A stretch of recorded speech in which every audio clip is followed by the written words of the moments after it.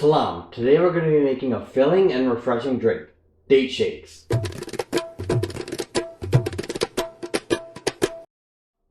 Do you have any leftover dates from Ramadan? Well, this recipe has you covered, and in a super fast and easy way too. The ratio is 1 part dates and milk to 2 parts ice cream. You're going to need 1 cup dates, 1 cup of milk, 2 cups vanilla ice cream, and 3 to 4 ice cubes. If you want to make it even more fibrous, you can always add a frozen banana, but I find it overpowers the date flavor. In a blender, add the dates, milk, vanilla ice cream, and ice. Then blend for 2 to 3 minutes. Sometimes the dates can get stuck at the bottom of the blender, so scoop them up and blend again. Alright, Bismillah.